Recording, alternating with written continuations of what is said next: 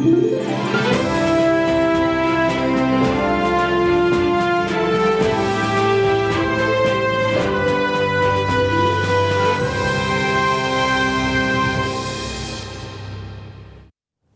selamat malam. Selamat datang di Talk Politik with Reinhardt. Duet Prabowo Ganjar mencuat usai keduanya terlihat mesra saat mendampingi Jokowi panen raya. Kemunculan keduanya bersama dengan Presiden Jokowi dianggap sebagai sinyal restu dari orang nomor satu di Indonesia tersebut untuk maju di Pilpres 2024. Nama Ganjar dan juga Prabowo kerap kali moncer di hasil survei jika berpasangan keduanya dinilai bisa menang. Benarkah duet Menhan dan Gubernur Jawa Tengah itulah yang direstui oleh Presiden Jokowi? Saya Reinhard Sirait, inilah Talk Politik with Reinhard selengkapnya.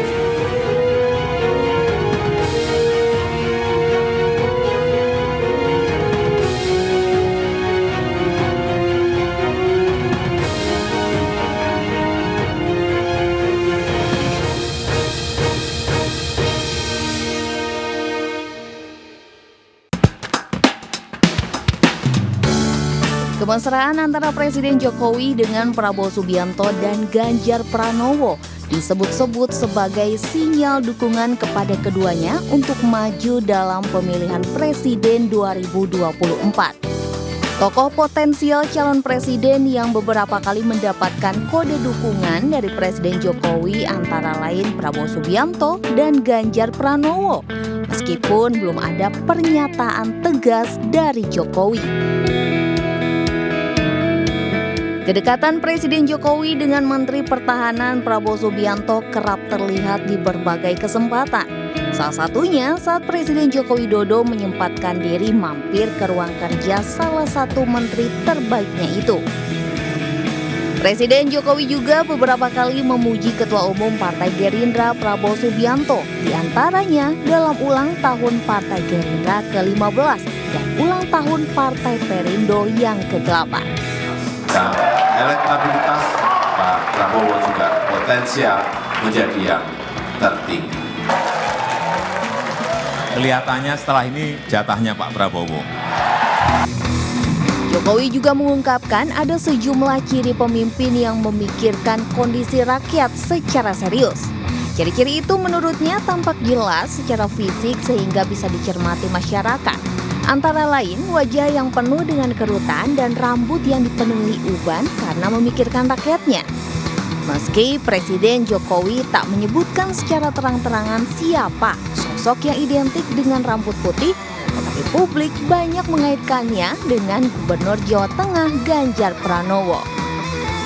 Yang mikirin rakyat itu kelihatan, dari mukanya itu kelihatan. Dari penampilannya itu kelihatan. Banyak kerutan di wajahnya karena mikirin rakyat. Ada juga yang mikirin rakyat sampai rambutnya putih semua, ada. Nama Prabowo Subianto dan Ganjar Pranowo kerap masuk dalam jajaran bakal capres yang meraih elektabilitas tinggi di sejumlah lembaga survei. Apakah duet Prabowo Ganjar direstui Jokowi? Ya, itulah pertanyaan yang akan kita jawab pada malam hari ini. Apakah duet Prabowo Ganjar memang yang direstui oleh Presiden Jokowi dan seberapa besar peluang Prabowo dan juga Ganjar bisa melaju bersama? Karena sekarang diskusinya adalah kalaupun ini keduanya maju bersama, siapa yang mengalah menjadi cawapres karena dua-duanya punya elektabilitas yang tinggi. Kita akan bahas pada malam hari ini. Di studio sudah hadir ada Wakil Ketua Umum Partai Gerindra Bang Habibur Rahman. Bang, selamat malam, apa kabar? Malam. Sehat Bang Habibur Rahman? Alhamdulillah. Bagaimana melihat kemesraan Pak Jokowi dan Pak Prabowo Subianto? Ya, bagus ya. Bagus. Dan saya akan juga tanya ke Mas Handoko, ini Sekjen dari Relawan Projo. Mas Handoko, selamat malam, apa kabar? Selamat malam, Rehat. Oke, nanti kita juga akan bahas bersama dengan satu lagi analis politik, Mas Pangi Syarwi. Nanti akan bergabung bersama dengan kami. Saya ingin ke Bang Habibur Rahman terlebih dahulu. Apa yang kemudian ada di benak Partai Gerindra ketika duet Prabowo Ganjar mencuat? yang kami tahu, yang kita dengar juga di beberapa elit Partai Gerindra, boleh saja, tapi tetap Pak Prabowo capresnya. Jadi gini, pertama perlu disampaikan bahwa Partai Gerindra itu berkoalisi dengan PKB, sudah berkoalisi dengan PKB ya, dan ada kesepakatan di antara dua partai ini bahwa penentuan capres dan cawapres akan diputuskan oleh Pak Prabowo dan Gus Muhaimin Iskandar. Jadi domainnya jelas ya, yang akan menentukan dan yang akan mengumumkan capres dan cawapres dari koalisi ini adalah beliau berdua, dan insya Allah koalisi ini akan terus solid ya sampai pelaksanaan. Nah, terkait adanya masukan dari masyarakat ya, seperti misalnya termasuk soal Pak Ganjar ini, tentu kami terima, untuk kami pelajari dan kami sampaikan kepada beliau berdua. Ya, pada akhirnya ya kembali lagi beliau berdua yang akan memutuskan. Jadi kita tidak terlalu jauh siapa capres siapa cawapres di antara Pak Prabowo dan Pak Ganjar, tapi kita lebih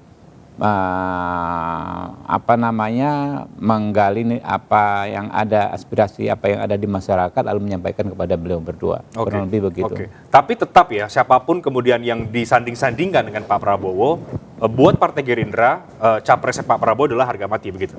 Ya, kalau untuk internal Gerindra lebih spesifik ya memang begitu. Kita sudah memutuskan dalam Rapimnas terakhir bahwa Pak Prabowo itu capres.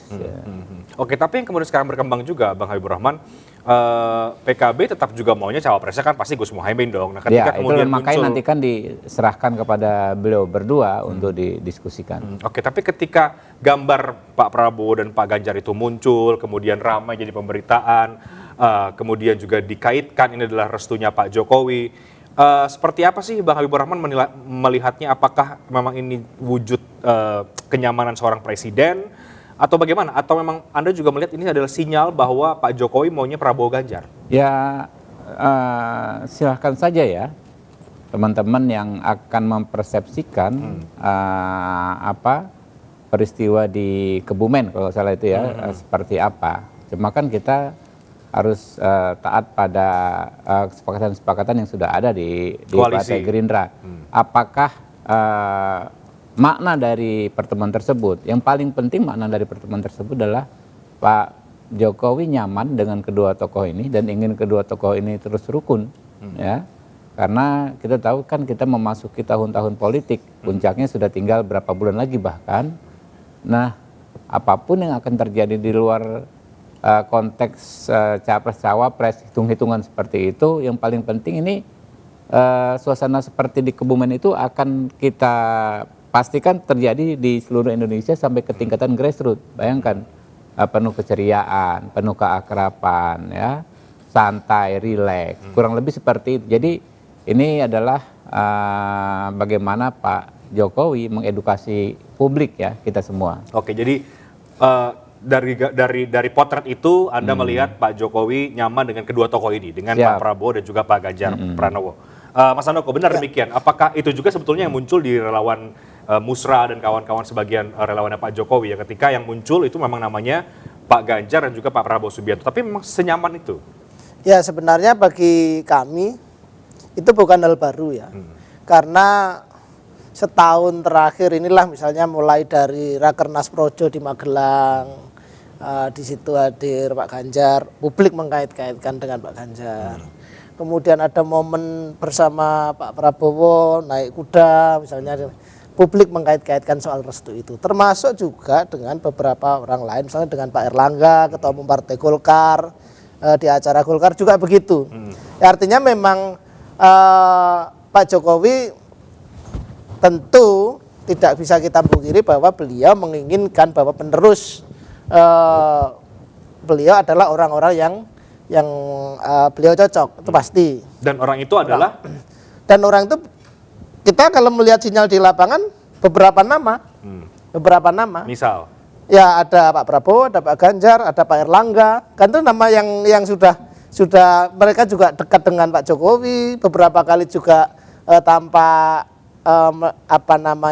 kedekatan-kedekatan yang kemudian ditafsir orang-orang sebagai restu, gitu kan. Jadi bagi kami itu biasa saja. Pak Jokowi juga sedang menjaga keseimbangan segala macam kan, dan juga mengenai tentu nanti otoritas tetap ada di partai seperti bilang Bang Habib tadi. Itu juga yang kami lakukan dengan musra.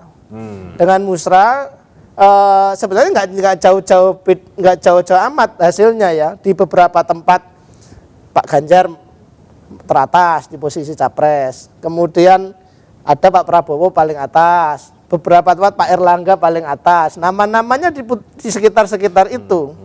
Meskipun tidak terbatas bahwa ada nama-nama lain, misalnya di Wapres ya, di Wapres yang hasil musra itu ada nama Pak Muldoko, ada nama Pak Mahfud MD, ada nama Pak Sandiaga Uno, nama-nama itu muncul semua, dan itu nama-nama yang menurut kami juga kalau dibilang nanti soal restu, ya itu mereka semua orang-orang Pak Jokowi, orang-orang Pak Jokowi. Jadi bagi saya bahwa spekulasi-spekulasi ketika muncul gambar Pak Jokowi, Pak Prabowo, Pak Ganjar dalam satu frame begitu, kemudian ditafsir sebagai restu, ya itu kejadian yang sudah berulang kali dan biasa saja. Tapi itu bagus bahwa kita juga bisa membaca kan akhirnya orang-orang di sekitar Pak Jokowi ini gitu kan, artinya kita punya beberapa pilihan gitu, tidak terbatas pada dua nama itu saja menurut saya. Oke. Tapi dari beberapa kali pernyataan presiden atau gaya komunikasi politiknya Pak Jokowi ini kan mengarahnya kedua ini ya Mas Handoko, meskipun ada nama-nama tadi kadang-kadang ada Pak Erlangga dan lain-lain, tapi kan mengarahnya nih kedua ini. Bahkan tadi di paket pengantar juga sudah jelas kan, ini tampaknya nanti giliran Pak Prabowo, kemudian ada Pak Ganjar dan lain, itu kan meskipun ya gini, itu kan satu sisi ya, kita belum melihat ada layer lain bagaimana konstelasi partai politik, di mana partai politik lah yang punya otoritas untuk itu. Bagaimana PDI Perjuangan misalnya, karena kita tahu Pak Ganjar juga kader PDI Perjuangan, di mana PDI Perjuangan sampai sekarang belum ada sikap sama sekali. Jangankan capres, koalisi juga belum ada. Yang lain-lainnya sudah mengelompok-melompok begini kan. Ada KIB, ada Gerindra sama PKB, ada koalisi perubahan. Ini PDI belum ngapa-ngapain. Jadi menurut saya situasinya masih sangat dinamis. Situasi siapa yang akan pegang tiket untuk maju dalam kontestasi Pilpres itu masih, semua kemungkinan masih sangat terbuka, Jadi terlalu dini kalau kita kemudian sudah pada nama-nama itu.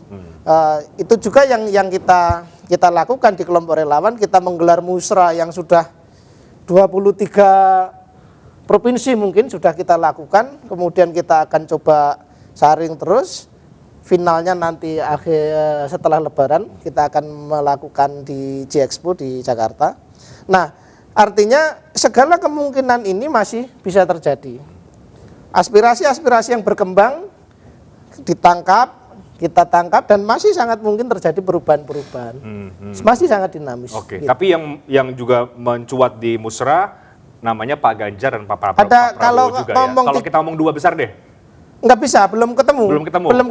Saya kalau tiga besar saya berani ngomong. Oke, tiga besar itu ada nama satu Pak Prabowo, ya kemudian ada Pak Ganjar, ada Pak Erlangga.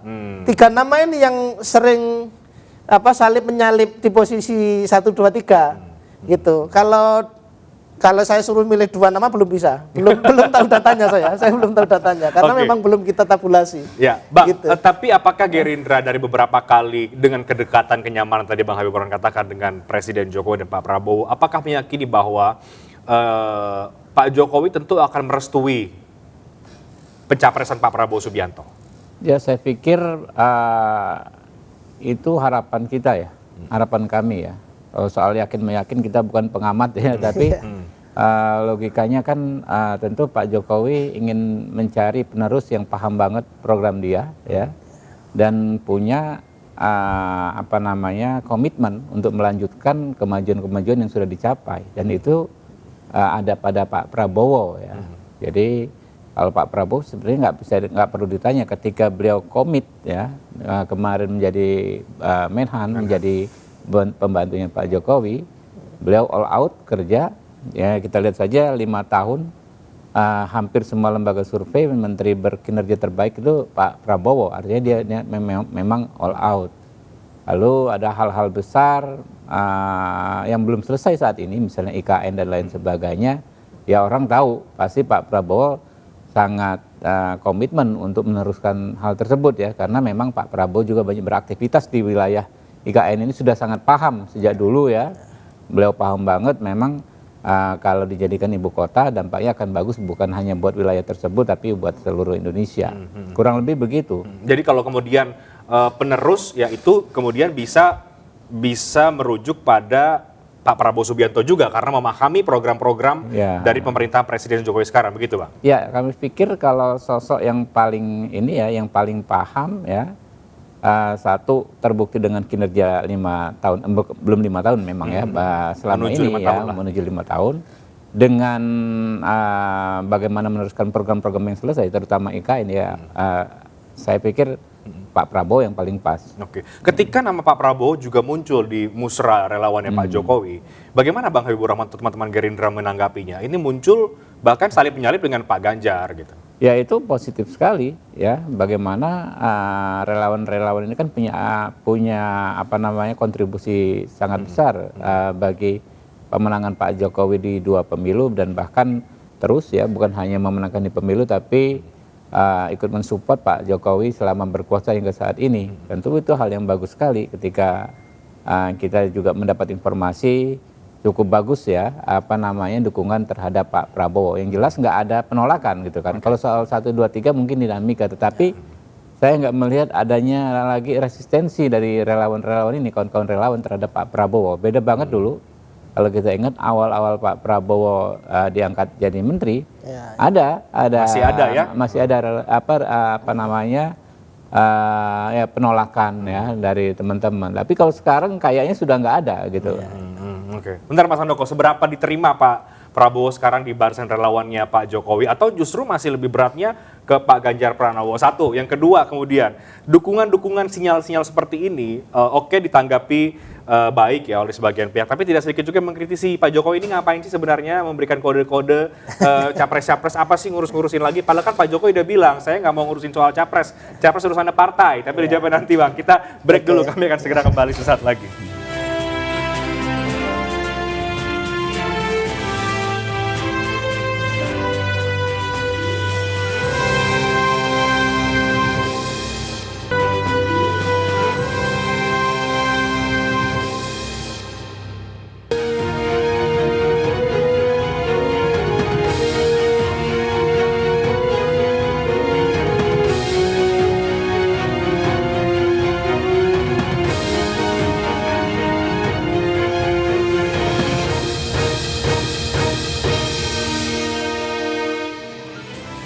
Di Talk Politik with Reinhard kita masih membahas soal duet Prabowo Ganjar ini kan direstui oleh Presiden Jokowi. Sudah bergabung melengkapi diskusi kita malam hari ini ada Direktur Eksekutif dari Foxpol Center Bang Pangi Syarwi Caniago. Bang Pangi, selamat malam Bang, apa kabar? Malam Bang Reinhard, malam Habib.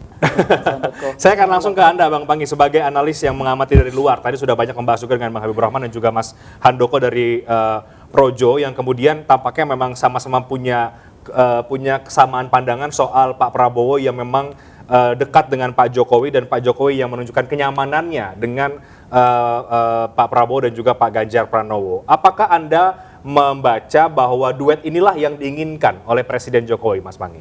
Iya Bang Rehat, kalau dari lihat gelagat ya atau tafsir politik orang atau mencermati kemana arah dukungan Pak Jokowi, endorse yang paling besar itu memang banyak ke Pak Ganjar. Yang kedua adalah ke Pak Prabowo, termasuk yang ketiga ada Pak Erik dan nama-nama lain ya, termasuk beberapa nama gitu.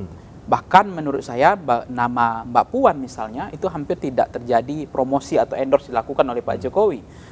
Seolah-olah memang legitimasi bahwa yang pantas untuk melanjutkan programatik atau keberlanjutan pembangunan Pak Jokowi itu ada pada dua yang beliau percayai, yaitu Mas Ganjar dan Pak Prabowo. Itu yang pertama. Yang kedua adalah ada dua hal yang menarik dari temanya Bang Reinhardt ini adalah Prabowo Ganjar atau Ganjar Prabowo. Yang paling memungkinkan kalau misalnya simulasi Prabowo Ganjar itu adalah simulasi misalnya ini adalah testing the water dari Pak Jokowi untuk mengingatkan PDIP. Bisa saja ini adalah tamparan keras sebetulnya bahwa ya kalau memang PDIP nggak mengusung Ganjar misalnya memaksakan Mbak Puan, ya kami sudah punya skenario. Nah skenarionya itu adalah ada kapal, ada kendaraannya adalah misalnya Koalisi Kebangkitan Indonesia Raya ditambah KIB, pasangannya adalah Prabowo Ganjar. Ini kan bentuk bahwa menaikkan bergening posisi saja bahwa ya ini adalah pasangan yang penting gitu bagi Pak Jokowi untuk memaksakan intervensi seolah-olah begitu. Nah, tetapi kalau menurut saya yang paling realistis sebenarnya dari cross step data dari tabulasi Foxpol Center itu memang 3 nama ini secara potret racikan elektoral Mas Reinhardt itu memang cukup potensial. Calon kuat, baik Pak Prabowo, Ganjar maupun Pak Anies. Nah, kalau misalnya kita simulasi di beberapa survei misalnya Pak Prabowo juga beberapa kali survei menang ya, kemudian Mas Ganjar juga seperti itu. Jadi dua pasangan ini baik nama Pak Ganjar maupun Pak Prabowo itu cukup potensial.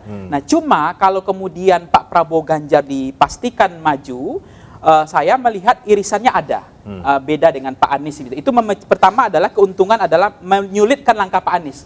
Karena irisan pemilihnya Pak Prabowo itu dari data kita misalnya di Sumatera, kemudian DKI, Banten, Jawa Barat, tambah Kalimantan plus sama Sulawesi, itu irisan pemilihnya Pak Prabowo dengan Pak Anies itu sama. Itu yang dikehendaki oleh Pak Jokowi agar Pak Prabowo maju supaya suaranya Pak Anies ini nggak kuat gitu. Migrasinya terjadi, pecah suaranya.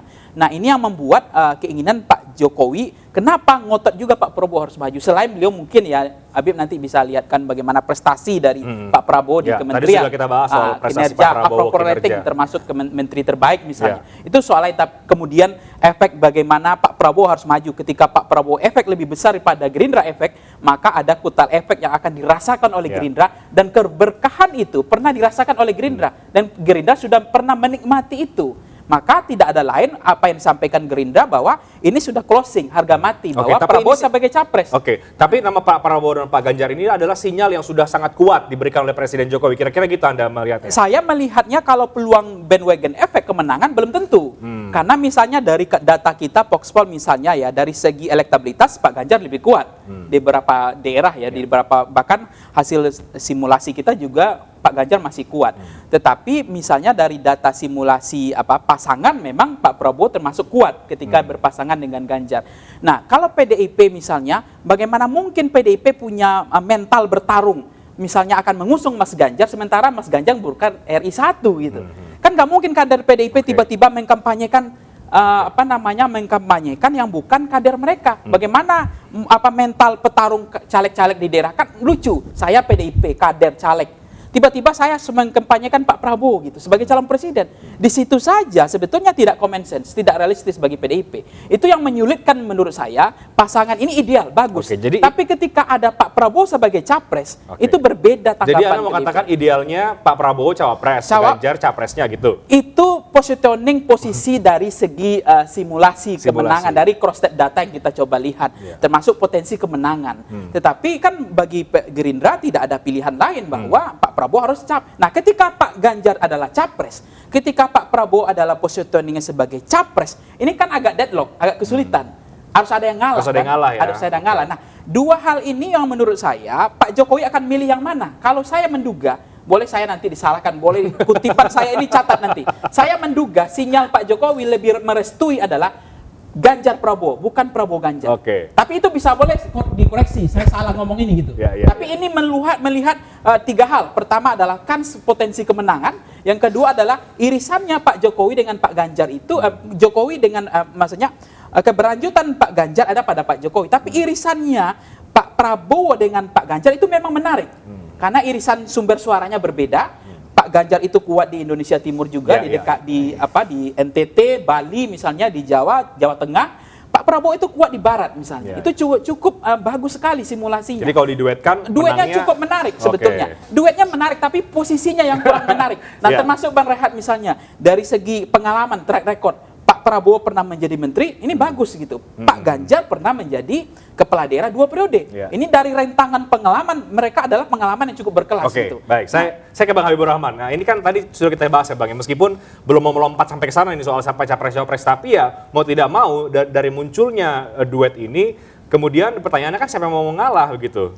Pak Prabowo mungkinkah jadi cawapres seperti silakan, disampaikan makanya oleh kan silakan kalau Bang Panggi? Bang Panggi kan pengamat ya, kalau kita kan tentu tidak akan menyatakan sikap yang prematur ya. Saya sudah tadi sampaikan tadi bahwa kita saat ini belum bisa mensikapi narasi-narasi seperti yang disampaikan Pak Panggi. Kita terikat pada fatsun koalisi ya, di mana penentuan capres dan cawapres kalau di tingkatan koalisi Kebangkitan Indonesia Raya itu ada di Pak Prabowo dan Pak Gus Muhaimin Iskandar. Apapun yang berkembang tentu kami sampaikan nih informasi, beliau juga berdua tentu juga sudah menggali informasi, kami akan sampaikan kepada beliau berdua untuk kemudian diputuskan. Tapi kalau kembali maunya Gerindra tentu tidak mau dong Pak Prabowo sebagai cawapres, misalnya begitu kira-kira ya Bang Habibur Rahman. Ya kalau itu kan jelas itu keputusan Rapimnas kita ya, kita tidak berubah ya. Tapi mungkinkah Pak Prabowo mengalah menjadi cawapres? Pertanyaannya begitu. Ya saya pikir keputusan partai kan Pak Prabowo capres. Ya. Jadi tidak mungkin menjadi cawapres. Bukan persoalan mungkin nggak mungkin, keputusan kita Pak Prabowo capres. Oke. Tampaknya ya tentu begitu ya Bang Panggi, karena kan pasti semuanya maunya capres duluan begitu, sama nanti gimana hitung-hitungan politiknya itu yang kemudian menjadi berbeda. Gimana Bang Panggi? Iya, karena memang kalender kita pemilu serentak ya, bahwa mungkin Gerindra dan PKB ini yang paling memahami apa sebetulnya asbabun nuzul kalender pemilu serentak ini. Ini ada kepentingan loh dalam kalender pemilu serentak ini. Nah, kepentingan itu yang kemudian Gerindra sudah merasakannya, sudah pernah menikmati. PKB juga, kenapa sejauh ini saya hormat ya kepada 3 partai ini, Gerindra, PKB dan Golkar.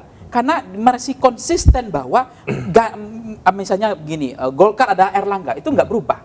Karena bagi mereka adalah 2 kali Golkar absen. Kali ini Golkar harus maju. Tidak maju saja sebagai calon presiden Golkar, itu sudah bisa leading 2 besar. Itu tidak maju sebagai calon ketua umumnya, nggak maju, 2 kali absen karena ada Pak Jokowi. Nah, begitu juga PKB sejauh ini masih ngotot, masih konsisten bahwa PKB adalah Caimin, termasuk Gerindra. Gerindra adalah Prabowo adalah Gerindra. Dan kampanye mereka kan kalau kita lihat turunnya kan sama, tidak berubah. Nah, ini yang kemudian menyulitkan di dalam otak-atik koalisi, di dalam simulasi koalisi, yang menyulitkan adalah sebetulnya kalau pasangan ideal-ideal aja semuanya. Tetapi yang kesulitan Prabowo Caimin juga masih ideal misalnya. Bahkan misalnya kemarin muncul lagi ada Ganjar Erlangga, masih ideal saja. Tetapi yang kesulitan mereka adalah mencari format yang paling ideal, siapa capres dan siapa cawapresnya. Karena apa? Berbeda Bang Rehat ya, Habib ya, ketika dulu ada kalender pemilu berbeda, tidak serentak. Orang pemilu legislatif dulu, ya kan, di Februarinya, baru nanti di Juninya baru pilpresnya. Itu tidak ada masalah karena nggak ada efeknya. Nah, sekarang orang di bilik suara yang sama secara psikologi, apalagi ada nama calon presiden, ada nama partai politik, akan berpengaruh ke partainya. Akan berpengaruh kepada partainya. Ini yang kemudian partai politik mengambil momentum ini. Partai politik seperti Gerindra memahami kalau ini nggak diambil momentum ini, kalau tidak diputuskan hal yang menarik ini, kalau nggak diambil oleh Gerindra, diambil oleh partai lain. Karena kan kesulitan misalnya Gerindra. Kalau Gerindra mengusung Ganjar misalnya sebagai calon presiden, Gerindra Pak Prabowo sebagai cawapres, bagaimana mentalnya kader-kader Gerindra untuk mengkampanyekan Mas Ganjar di dapil-dapil? Itu adalah realistis dalam politik. Akan lebih menyenangkan bagi mental bertarung Gerindra itu akan bergelora atau semakin semangat ketika calon presidennya adalah Pak Prabowo, partainya Gerindra. Tetapi kalau cawapres kan beda lagi.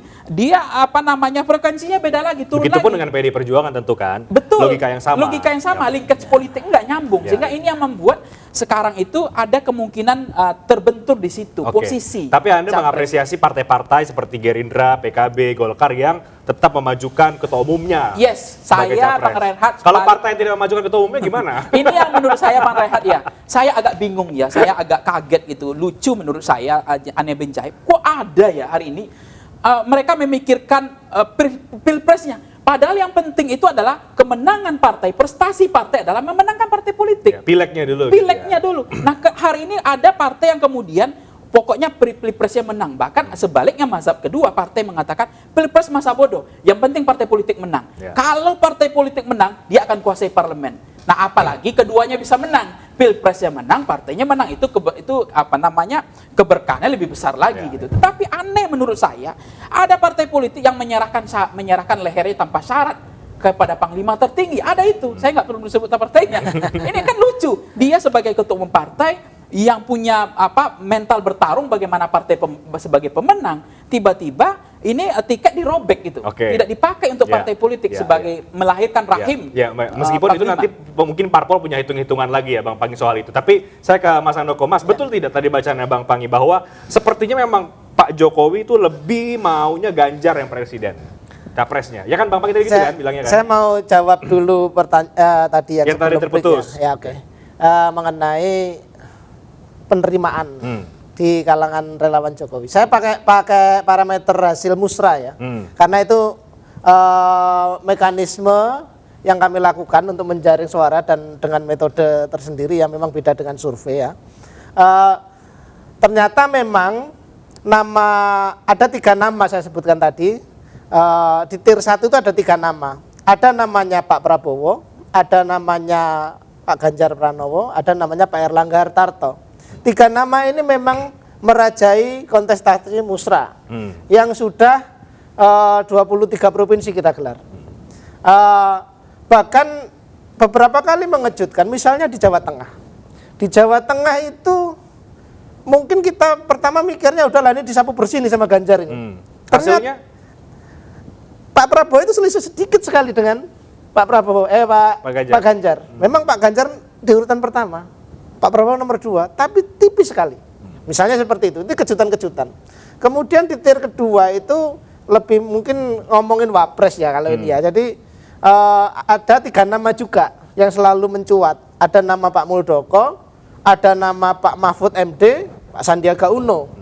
Ya kan? Ini artinya 6 nama ini cukup diterima di kalangan relawan Pak Jokowi. Bahkan tadi seperti disampaikan oleh Bung Habib tadi bahwa resistensi terhadap Pak Prabowo memang relatif sudah tidak seperti dulu lagi. Sehingga nama-nama ini beredar cukup kencang di musra. Nah, ini kemudian yang terkait juga ketika nama-nama ini orang-orang ini bersama Pak Jokowi ini ya, selalu Pak Jokowi kan ketemu Pak Prabowo, ya Pak ini mungkin berikutnya jatah Bapak. Di beberapa kesempatan ngomong yang orang menafsir itu rambut putih itu Pak Ganjar. Di acaranya Golkar ngomong Pak Erlangga yang punya pengalaman masalah perekonomian segala macam, itu juga ditangkap oleh kawan-kawan relawan gitu. Nah, memang kami hanya bisa sampai di situ. Mungkin nanti kami akan di ujungnya nanti nggak tahu apakah ini akan berubah atau tidak. Nama-nama yang pada posisi tinggi di musra itulah yang akan kami serahkan ke Pak Jokowi. Berikutnya tentu permainannya adalah persoalan tadi konstelasi partai. Ya kan? Soal siapa capres, konstelasi partai ya yang itu tentu saya nggak bisa komentar. Kami bukan partai politik. Saya juga bukan pengamat gitu ya, jadi itu nanti terserah lah, itu mekanisme bagaimana partai-partai ini melakukan koalisi, blockingnya akan seperti apa, itu tapi mungkin nggak jauh-jauh dari nama-nama yang kami saring di bawah. Tapi betul juga tidak seleranya Pak Jokowi tetap maunya lebih ke Pak Ganjar, favornya yang tadi disampaikan oleh Bang Pangi. Ya, kalau Pak Ganjar capresnya ya. Kalau menurut saya sebetulnya bukan soal selera. Ya kan, tetapi siapa yang paling bisa mengamankan legasi Pak Jokowi di periode ke depan. Dan kemudian secara politik dia mempunyai dukungan yang paling oke dan masuk dalam platform konstelasi tadi. Bisa dimasukin ke situ. Kan misalnya sama aja kan, ketika selera senengnya si A misalnya. Kemudian bisa melanjutkan juga legasi gitu, pembangunan sudah berjalan. Tetapi kemudian tidak bisa masuk dalam peta konstelasi partai politik, kan sama juga, gitu kan. Itu maksud saya. Jadi prioritas pertama tentu siapa yang akan diyakini oleh Presiden Jokowi yang akan bisa melanjutkan keberhasilan yang selama 2 periode ini sudah sangat dirasakan oleh rakyat Indonesia. Oke. Tapi Mas Handoko yang tadi saya juga sampaikan, ada juga narasi-narasi kritis ya yang ini arahnya ke presiden. Buat apa sih presiden memberikan sinyal-sinyal begini, ngomong di acara partai politik, ngomongin capres. Tapi di saat yang sama, kemudian Pak Jokowi bilang capres bukan urusan saya gitu. Oh iya, tapi begini ya, kita pasti semua juga paham bahwa Pak Jokowi, kepentingannya bukan Pak Jokowinya, tetapi kepentingan bahwa bangsa ini kemudian proses pembangunan segala macam berlanjut pada track yang benar, yang dasar-dasarnya sudah diletakkan Pak Jokowi, ini akan berlanjut. Sebenarnya itu kepentingannya, bahwa kalau kemudian ngomong urusan capres bukan urusan saya, ya karena yang memang punya tiket para partai politik, ya kan seperti itu. Tetapi pasti sebagai presiden di Republik ini yang sampai hari ini approval ratingnya masih sangat tinggi gitu kan, ini kan fenomenal Pak Jokowi. Di ujung-ujung perjalanan periode beliau approval ratingnya masih sangat tinggi, popularitas sangat tinggi. Tentu juga itu akan memunculkan kesadaran bahwa ini bisa jadi modal politik yang kepentingannya apa? Kepentingannya untuk pembangunan bangsa ini berlanjut dengan baik. Saya yakin Bang Pagi sudah mau komentar, tapi saya break dulu ya, saya jeda dulu. Saya juga akan ke Bang Habibur Rahman nanti, tapi kita jeda, kami akan segera kembali sesaat lagi.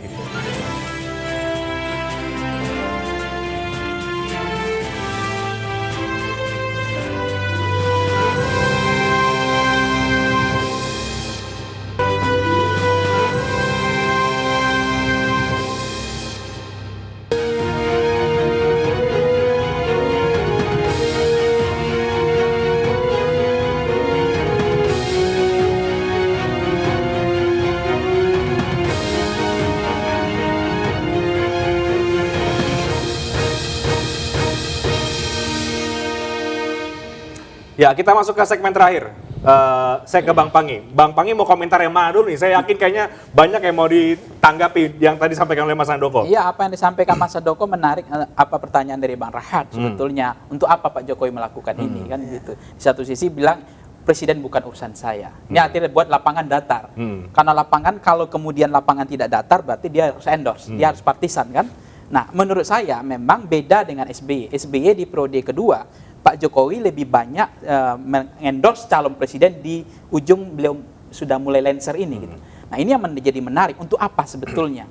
Kalau sebetulnya kita belajar tentang legacy, keberlanjutan, sebenarnya kalau negara kita berbeda dengan Singapura misalnya, Lee Kuan Yew kan bilang begitu juga, bahwa negara punya rute, punya trayek. Siapapun presidennya, negara harus tunduk pada perintah undang-undang.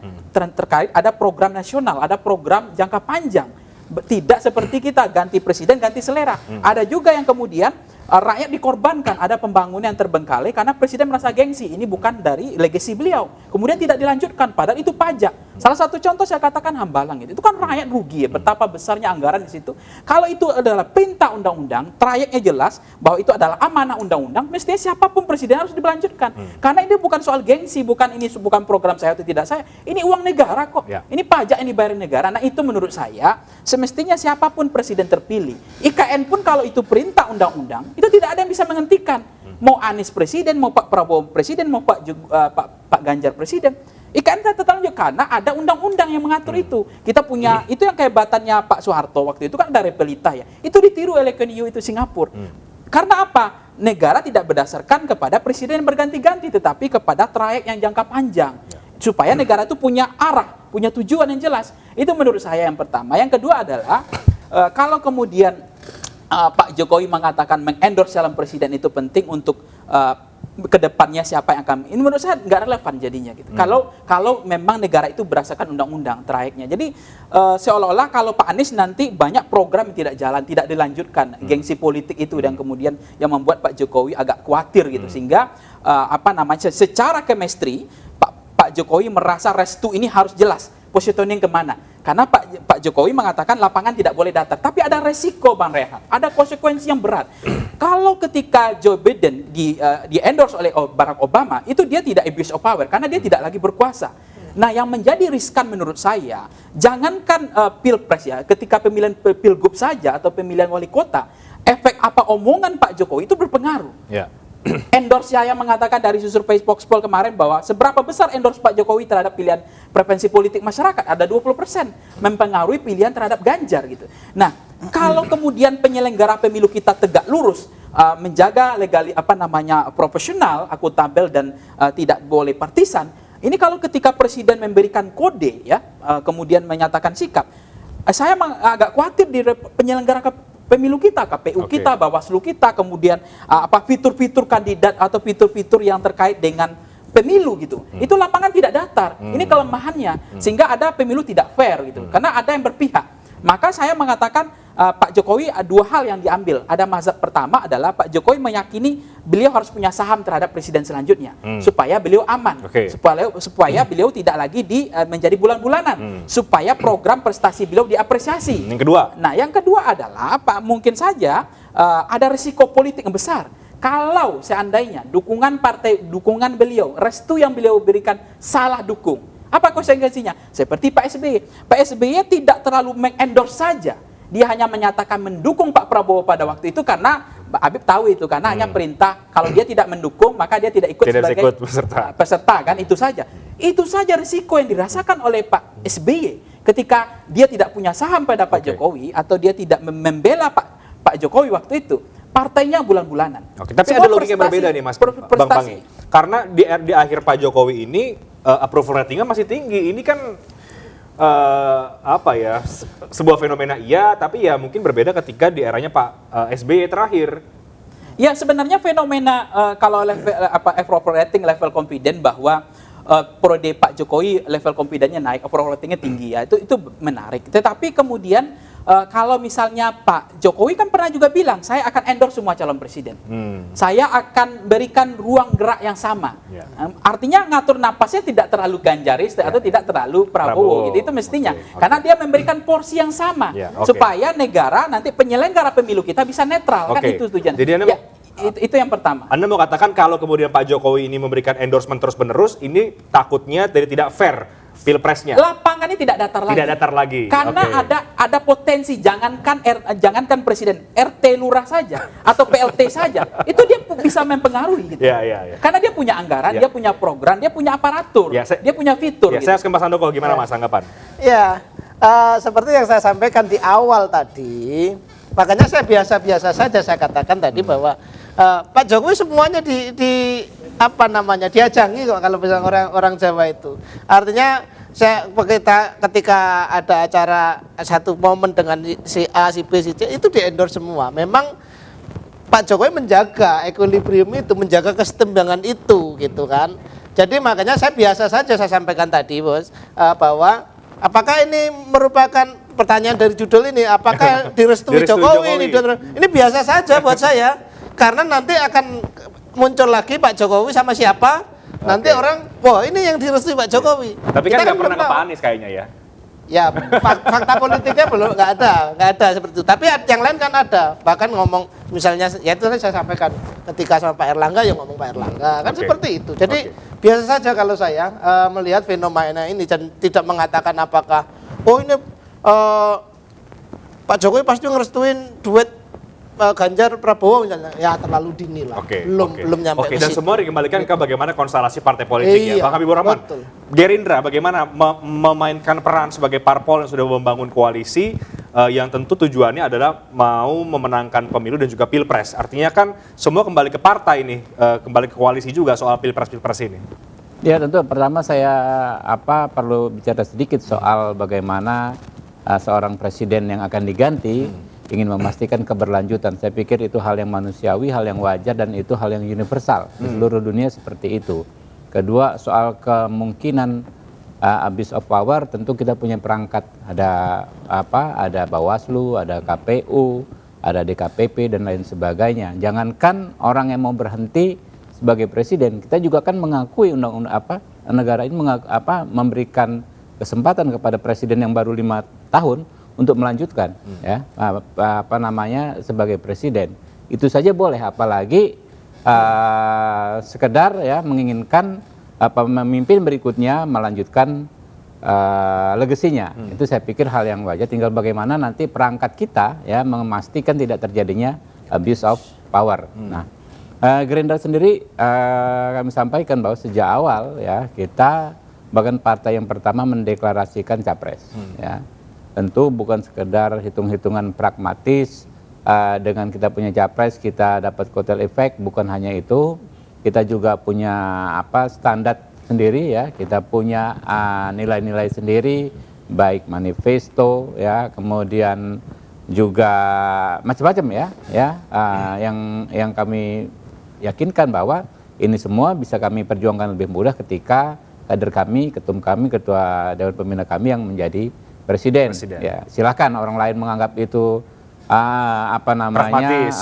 Bukan itu sekedar apologi dan lain sebagainya ya. Itulah perjuangan kami ya. Perjuangan kami sejak awal Gerindra ya tertib pada asas-asas kita ya. Ada manifesto, ada ideologi partai dan lain sebagainya yang memang akan terus dan sudah kami perjuangkan selama ini. Oke. Ke poin yang tadi Anda katakan soal pemilu punya perangkat-perangkat untuk mengawasi, jadi tidak mungkin ada abuse of power. Tapi tadi katakan Bang Panggi bahwa pengaruhnya Pak Jokowi ini kan kuat, jangan-jangan bisa mempengaruhi juga bagaimana KPU itu kan yang dikhawatirkan. Makanya selama tidak melanggar aturan-aturan tersebut ya. Jadi kita nggak bicara hal-hal yang bias, kita bicara hal yang konkret, itu semua diatur. Ada undang-undang, ada peraturan KPU, ada peraturan Bawaslu dan lain sebagainya. Begitu ada melanggar ya silakan saja ditegakkan. Tapi potensi bahwa endorsement Pak Jokowi ini bisa membuat Pilpres tidak fair, Anda setuju kita nggak usah putar-putar balik ya. Saya sampaikan ada aturannya. Kalau melanggar aturan ya ditegakkan saja. Oke. Jadi ada perangkat-perangkat yang mengawasi begitu ya? Ya enggak, gini loh. Kita juga mengizinkan seorang presiden yang baru 1 kali masa periode untuk maju lagi. Ya kan, itu tentu lebih besar kemungkinan abuse of power. Tapi kan kita ada perangkat ketika melanggar ditegakkan saja hukum. Ada perangkat yang bisa mencegah itu, Bang Panggi. Jadi gimana? Iya, sebenarnya kan memang ada perangkat fitur, tetapi memang ketika presiden tidak terlalu partisan itu membuat seperti PSB di periode kedua itu kan. Jadi memang agak kebingungan juga bahwa Partai Demokrat pun tidak memaksakan bahkan melepaskan kan kadernya untuk memilih siapapun gitu. Sebenarnya endorse-nya Pak Jokowi itu kalau kita lihat ya dukungannya PDIP memilih Ganjar 45, kemudian Gerindra milih Pak Prabowo 40%. Tapi endorse yang paling besar dampaknya itu adalah justru memang ke Ganjar. Dan itu 20% tadi itu terbagi. Ada juga ke Pak Prabowo, endorse-nya Pak Jokowi itu berpengaruh terhadap Pak Prabowo ada. Yang kedua adalah begini Bang Rehat, soal kita apresiasi bahwa Gerindra dalam hal ini Pak Prabowo, PKB, kemudian Golkar, termasuk PDIP masih konsisten mengusung kadernya. Karena mazhab literasi kader ini menjadi penting. Ada dua hal yang menarik. Pertama adalah kader. Mengusung kader itu penting sekali. Supaya memang partai politik kita menunjukkan kelasnya. Tidak hobi mentakeover atau mengakuisisi kader orang. Bahkan menyebut-nyebut kader orang. Itu nggak ada kelasnya gitu menurut saya. Nggak menunjukkan peradaban yang bagus dalam partai politik. Nah, kita menghormati partai-partai yang punya kader ini, mengusung kader sendiri. Yang kedua adalah figur. Memang berbasis figur. Bahwa akan mengusung tokoh yang punya elektabilitas, popularitas, dan akseptabilitas. Figur menjadi penting penentu. Tetapi ada mazhab koalisi kita ini yang memang ada masalah. Koalisi kita memang cenderung berbasis transaksional pragmatis. Bagaimana menang, bagaimana figur yang diusung menang. Tetapi tidak ada kritik saya, yaitu tidak terlalu kepada programatik ya, kepada ideologi atau kepada legasi kebijakan seperti Partai Demokrat Republik di Amerika Serikat. Ini menjadi tantangan bagi partai politik kita. Koalisi kita ini tidak solid.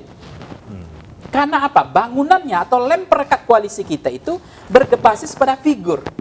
Tidak berbasis, ayo sekarang partai politik buka ideologinya, programatiknya atau kebijakan semua berbeda. Koalisi Taruh di atas meja, kita diskusikan, sehingga itulah menjadi bangunan lem perekat koalisi.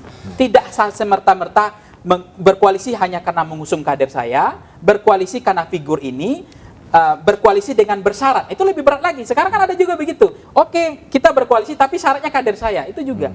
Jadi ini yang harus dikoreksi bahwa partai politik harus menaikkan high cost politik yang berkelas menurut saya. Mulailah kemudian hari ini tidak lagi hanya semata bicara figur, tapi kepada programatik, ideologinya, kemudian programatik, kemudian legacy yang lebih keren gitu, sehingga ditaruh di atas meja, didiskusikan, dibuka semuanya kotak Pandoranya, apa yang membedakan semua partai itu harus dimulai dari sekarang.